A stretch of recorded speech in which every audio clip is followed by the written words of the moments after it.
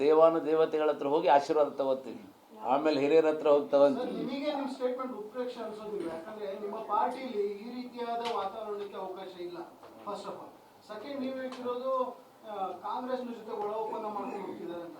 Sir, BJP brand MLA ಅವರು ಜೊತೆಗೆ ಅವ್ರ ಜೊತೆಗಿರುವಂತವರೆಲ್ಲ MLA ಆಗಿದ್ದಂಥವ್ರು ಸಚಿವರುಗಳೆಲ್ಲ ಇದ್ದಾರೆ.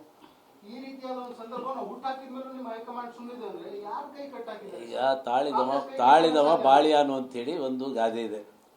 ಎಲ್ಲದಕ್ಕೂ ಒಂದು ಇತಿಮಿತಿ ಇರ್ತದೆ. ಒಂದು ತಾಳ್ಮೆಯಿಂದ ನೋಡ್ತಾ ಇದ್ದಾರೆ, ಎಲ್ಲವನ್ನ ನೋಡಿ ಕಾಲೈ ತಸ್ಮೈ ನಮ್ಮ ಕಾಲ ಬಂದಾಗ ಎಲ್ಲವೂ ಕೂಡ ನಿರ್ಧಾರ ಆಗುತ್ತೆ.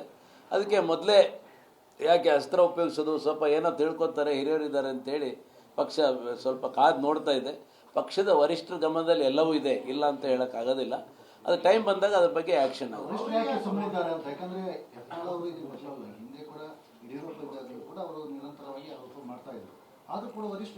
ನೋಡಿ, ಹಿಂದೆ ಸರ್ಕಾರ ಇದ್ದಾಗಲೂ ಕೂಡ ಇದೇ ರೀತಿ ಡ್ಯಾಮೇಜ್ ಮಾಡ್ಕೊಂಡು ಬಂದರು.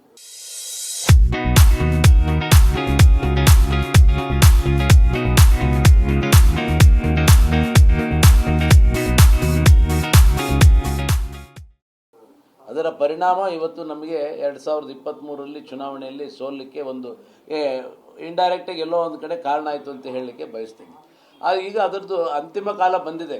ಈಗ ಕೊನೆಯ ದೀಪ ಆರೋ ಮುಂಚೆ ಭಾಳ ಜೋರಾಗಿ ಉರಿತದೆ. ಹಾಗೆ ಈಗ ಭಾಳ ಪ್ರಕಾಶಮಾನವಾಗಿ ಅವರು ಉರಿಲಿಕ್ಕೆ ಪ್ರಾರಂಭ ಮಾಡಿದ್ದಾರೆ. ಅದು ಭಾಳ ದಿವಸ ಅದು ಆದಷ್ಟು ಬೇಗ ಆರುತ್ತೆ ಅಂತೇಳಿ ನಾನು ಭರವಸೆ. ಯಾವುದೇ ದೀಪ ಅಲ್ಲ, ಹೇಳಿದ್ನಲ್ಲ, ಈಗ ಕಾದ್ ನೋಡಿ. ಹೈಕಮಾಂಡ್ಗೆ ಅಷ್ಟು ಪೇಷನ್ಸ್ ಇರುವಾಗ, ನಿಮ್ಮ ಮಾತಿನ ಅರ್ಥದಲ್ಲೇ ಹೇಳೋದಾದ್ರೆ ಹೈಕಮಾಂಡ್ ದೀಪ ಆರೋಗತ್ತೆ ಅಂತ ಬಿಟ್ಟಿರುವಾಗ ಬಿ.ಸಿ. ಪಾಟೀಲ್ರಿಗೆ, ರೇಣುಕಾಚಾರ್ಯರಿಗೆ ಟೀಮ್ಗೆ ಯಾಕೆ ಅಷ್ಟು ಅರ್ಜೆನ್ಸಿ? ನಾವೆಲ್ಲ ಎಣ್ಣೆ ಹಾಕ್ಬೇಕು, ಬತ್ತಿ ಇಡ್ಬೇಕಲ್ಲ. ಬತ್ತಿ ಹಾಕಿ ಎಣ್ಣೆ ಇಟ್ಮೇಲೆ ದೀಪ ಅದು ಆಗುತ್ತೆ. ಈಗ ಅವ್ರು ಉರಿಸ್ತಾ ಇದ್ದಾರೆ, ಅದು ಆರ್ಸಕ್ಕೆ ಒಂದು ಬೇಕಲ್ಲ. ಈಗ ಯತ್ನಾಳ್ ಟೀಮ್ ಯಾವಾಗ ಸ್ಟ್ರಾಂಗ್ ಆಯ್ತು, ಈಗ ಅನಿವಾರ್ಯತೆ ಇದೆಯಾ ನಿಮ್ಗೆ ಈಗ ಹೋಗಿ ನಿಮ್ಮ ವಿಜೇಂದ್ರ ಟೀಮ್ ಸ್ಟ್ರಾಂಗ್ ಮಾಡುವಂಥದ್ದು? ಮತ್ತೆ ವಿಜೇಂದ್ರ ಅವರು ರಾಜ್ಯಾಧ್ಯಕ್ಷರಾಗಿ ಪ್ರವಾಸವನ್ನ ಮಾಡ್ತಾ ಇದ್ದಾರೆ, ನಿಮ್ಮ ಅವಶ್ಯಕತೆ ಇದೆ ಈಗ ಪ್ರವಾಸ ಮಾಡುವಂಥದ್ದು? ಈಗ ನೋಡಿ, ಈಗ ನಾವು ಪಕ್ಷದಲ್ಲಿದ್ದೀವಿ. ಪಕ್ಷದಲ್ಲಿ ಇದ್ದ ಮೇಲೆ ನಮಗೂ ಕೂಡ ಮುಂದಿನ ದಿನಗಳಲ್ಲಿ ನಮ್ಮ ಕಾರ್ಯಕರ್ತರಿಗೆ ಮೊದಲನೇದಾಗಿ ಉತ್ತರ ಕೊಡಬೇಕು. ಭಾರತೀಯ ಜನತಾ ಪಕ್ಷದ ಕಾರ್ಯಕರ್ತರಿಗೆ ಉತ್ತರ ಕೊಡಬೇಕು. ಮತ್ತು ಮುಂದಿನ ದಿನಗಳಲ್ಲಿ ಸದ್ಯದಲ್ಲೇ ಸ್ಥಳೀಯ ಚುನಾವಣೆಗಳು ಬರ್ಬೋದು, ಜಿಲ್ಲಾ ಪಂಚಾಯತ್, ತಾಲೂಕ್ ಪಂಚಾಯತ್ ಬರ್ಬೋದು, BBMP ಬರ್ಬೋದು. ಇಂಥ ಸಂದರ್ಭದಲ್ಲಿ ನಾವು ಹಿಂಗೇ ಇದು ಬಿಟ್ಕೊಂಡು ಕುತ್ಕೊಂಡು ಹೋದರೆ, ಈಗ ಅವ್ರು ಹೇಳಿದ್ದೇನೆ ಪ್ರಧಾನ ಹಾಕ್ಯಂತ ಹೋದರೆ, ಅಂದ್ರೆ ಈಗ ಅಧ್ಯಕ್ಷರು ದಿನ ಹೋಗಿ ಅವ್ರ ಜೊತೆಗೆ ಯುದ್ಧ ಮಾಡೋಕ್ಕಾಗೋದಿಲ್ಲ. ಅಧ್ಯಕ್ಷರು ದಿನ ಕರೆದು ಪ್ರೆಸ್ ಮೀಟ್ ಮಾಡಿ ಅವ್ರನ್ನ ಹೇಳಿ ಅಂತ ಹೇಳೋಕ್ಕಾಗೋದಿಲ್ಲ. ಈಗ ನಾವು ಕಾರ್ಯಕರ್ತರು ಅದ್ರ ಬಗ್ಗೆ, ಪಕ್ಷದ ಬಗ್ಗೆ ಕಾಳಜಿ ವಹಿಸಿ ನಾವು ಈ ಕೆಲಸವನ್ನು ಪ್ರಾರಂಭ ಮಾಡಬೇಕಾಗುತ್ತೆ.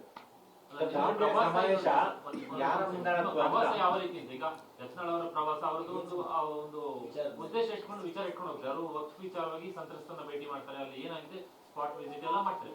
ಈಗ ನೀವು ದೇವಸ್ಥಾನಕ್ಕೆ ಹೋಗ್ತಿದ್ದೀರಿ, ಅದು ಬಿಟ್ಟು ನಿಮ್ಮ ಪ್ರವಾಸ? ನಾವು 4ನೇ ತಾರೀಕಿಂದ ಪ್ರತಿಯೊಂದು ಜಿಲ್ಲೆಗಳಿಗೆ ಹೋಗಿ ಇಡೀ ಜಿಲ್ಲೆಯಲ್ಲಿ ಯಾವ್ಯಾವ ತಾಲೂಕಲ್ಲಿ ಎಷ್ಟೆಷ್ಟು ಜನರದ್ದು ವಕ್ಫ್ಗೆ ನೋಟಿಸ್ ಕೊಟ್ಟಿದ್ದಾರೆ ಆ ಎಲ್ಲ ಮಾಹಿತಿಯನ್ನು ಸಂಗ್ರಹ ಮಾಡ್ತೀವಿ. ಅದೊಂದೇ ಅಲ್ಲ, ಒಂದು ವಕ್ಫ್ ಒಂದೇ ಅಲ್ಲ, ಇಲ್ಲಿ there are hundreds of problems ಇದೆ. ಇಲ್ಲಿ ಕಾಂಗ್ರೆಸ್ ಪಕ್ಷದ ಮೂಢ ಹಗರಣ ಇರ್ಬೋದು, ವಾಲ್ಮೀಕಿ ಹಗರಣ ಇರ್ಬೋದು, ಇವತ್ತು ವಕ್ಫ್ ಹಗರಣ ಇರ್ಬೋದು, ಈ ಥರ ನೂರಾರು ಹಗರಣಗಳಿದ್ದಾವೆ. ಇವತ್ತು ಕಾಂಗ್ರೆಸ್ ಪಕ್ಷ ಭಾಳ ಹೇಳ್ಕೊಂಡ್ಬಿಟ್ಟಿದ್ದಾರೆ. ಮೊನ್ನೆ ಗೆದ್ದ ತಕ್ಷಣ ಏನು ನಮಗೆಲ್ಲ ಕ್ಲೀನ್ ಚಿಟ್ ಸಿಕ್ಬಿಟ್ಟಿದೆ, ನಮಗೇನು ಯಾರೂ ಇದು ಇಲ್ಲ ಅಂತ. Clean chit is not from the ಕೋರ್ಟಿಂದ ಯಾವುದು ಕ್ಲೀನ್ ಚಿಟ್ ಸಿಕ್ಕಿಲ್ಲ ಇವರಿಗೆ. ಜನ ಅಧಿಕಾರವನ್ನು ದುರುಪಯೋಗ ಮಾಡ್ಕೊಂಡು 3 ಚುನಾವಣೆ ಗೆದ್ದ ತಕ್ಷಣ ನಾವೆಲ್ಲ ನಮ್ಮ ಮೇಲೆ ಮಾಡಿದ ಆಪಾದನೆಗಳೆಲ್ಲ ಸುಳ್ಳು ಅಂತ ಆರೋಪ ಮುಕ್ತರಾಗಕ್ಕೆ ಸಾಧ್ಯ ಇಲ್ಲ. ಈಗ ಅವೆಲ್ಲ ವಿಷಯಗಳನ್ನು ಸಾರ್ವಜನಿಕವಾಗಿ ಸಾರ್ವಜನಿಕರ ಗಮನಕ್ಕೆ, ಕಾರ್ಯಕರ್ತರ ಗಮನಕ್ಕೆ ತಂದು ಕಾರ್ಯಕರ್ತರಿಗೆ ನಾವು ಪಕ್ಷದಲ್ಲಿ ಒಂದು ಆತ್ಮವಿಶ್ವಾಸವನ್ನು ಮೂಡಿಸೋಂಥ ಕೆಲಸವನ್ನು ಮಾಡಬೇಕಾಗಿದೆ. ಒಂದೇ ಅಲ್ಲ, ಇಡೀ ಪಕ್ಷದ ಕಾಂಗ್ರೆಸ್ ಪಕ್ಷದ ವೈಫಲ್ಯಗಳು ಅದ್ರ ಪಾರ್ಟಿಯಿಂದ ಆಗ್ತಾ ಇರೋದು. ನಾವು ಸ್ವಂತ